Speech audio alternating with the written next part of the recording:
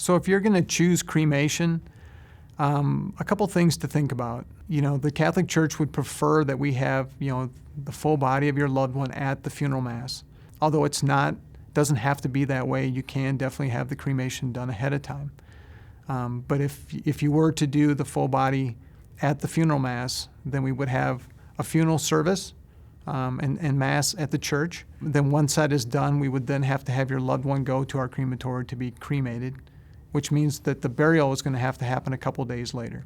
If that's not logistically possible for your family, because I know sometimes family have loved ones who come from out of town, and it just may not be that they can be here for, an extended period of time, and they want to be here for all of it to be able to also say goodbye at the graveside, then we can do the cremation ahead of time, and you can have the cremated remains at the funeral mass.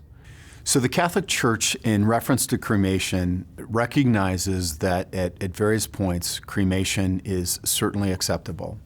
It's not the Catholic Church's preference, but there are times when it is absolutely acceptable for somebody to choose cremation. What we need to do, though, when we go through the process of cremation in the Catholic Church is remember to do it with full reverence.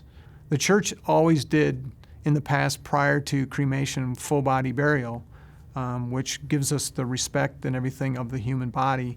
The body's not separated in any way, shape, or form. It's laid in a casket. It's laid in the ground. Same thing with cremation.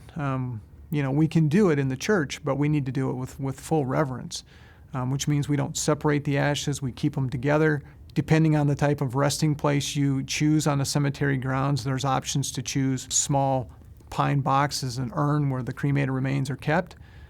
Or you can do some, fancy design of an urn that, if you choose to do that, is something that maybe your loved one, liked. And maybe they picked it out ahead of time. It was part of what they did in pre-planning before they passed away. So those are the different options that you have. But again, we can do it, but we should do it with full honor and respect of our loved ones and not doing anything where we separate them or anything like that. And so as we continue to go through the planning process for, the cremation of your loved one, and you have the funeral side of things, but we also have the cemetery side of things.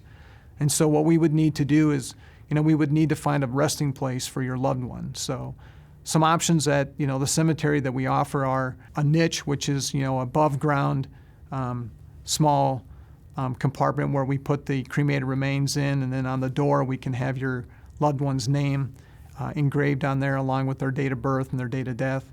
And then there's in-ground burial where, again, it's just underground, and then to memorialize your loved one, you would have a headstone or something out there that, again, would have your loved one's name and their date of birth and their date of death on it.